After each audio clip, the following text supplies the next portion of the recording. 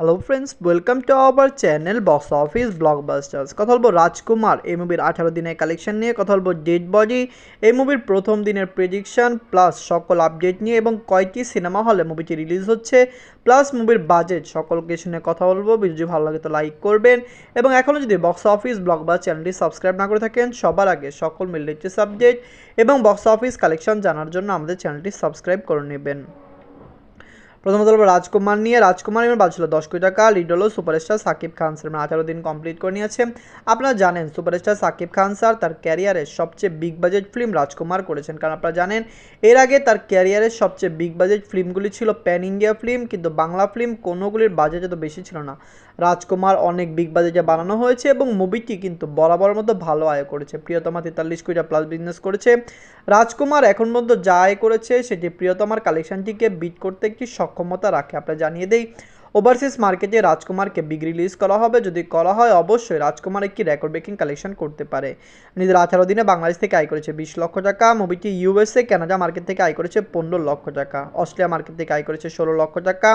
World market থেকে আয় করেছে 51 লক্ষ টাকা। টোটাল কালেকশন হলো 26 কোটি 9 লক্ষ টাকা। আপনার জানিয়ে দেই অস্ট্রেলিয়াতে রাজকুমার নিজের তৃতীয় দিন কমপ্লিট করেছে। প্রথম দিন 12 লক্ষ, দ্বিতীয় দিন 14 লক্ষ এবং তৃতীয় দিন এসে 16 লক্ষ টাকা রাজকুমার আয় করেছে। আমরা এক্সপেক্ট করছি সুপারস্টার সাকিব খান স্যারের ক্যারিয়ারে হাইস্ট গ্রোসিং প্লাস প্রথম বাংলাদেশি ফিল্ম হবে যেটি 50 কোটি প্লাস বিজনেস করবে।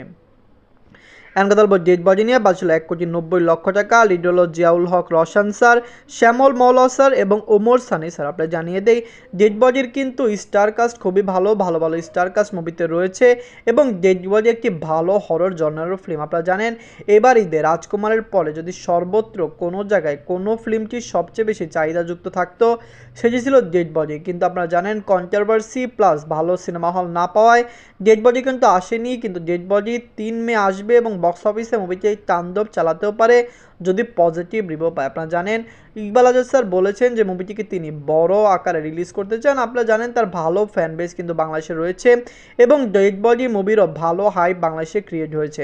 নিজের প্রথম দিনে মুভি বাংলাদেশ থেকে 50 লক্ষ টাকা প্লাস বিজনেস করতে পারে।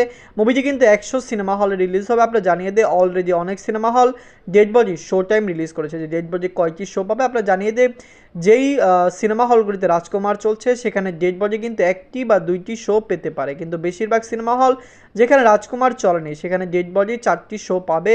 কারণ আপনারা জানেন ঈদের হাইপ তোলা ফিল্মটি ঈদের পরে আসছে, অবশ্যই থিয়েটার মালিকরাও চাচ্ছে এই ফিল্মটি দ্বারা তারা এই মাসে একটি ভালো আয় করে নেবে। যাই হোক, আপনারা যদি এখনও ডেড বডির ট্রেলার না দেখেন দেখবেন ডেড বডির গান রিলিজ হয়েছে, গানটি ফালতু ছিল, দর্শকরা গানটি পছন্দ করেনি, কিন্তু আমরা এক্সপেক্ট করছি মুভিটি ভালো হবে। আপনারা যদি এখনও ডেড বডি রাজকুমার না থাকেন দেখবেন, কমেন্ট করে জানিয়ে দিন রাজকুমার আপনাদের কেমন লেগেছে এবং ডেড বডির ট্রেলার আপনাদের কাছে কেমন লেগেছে। ধন্যবাদ।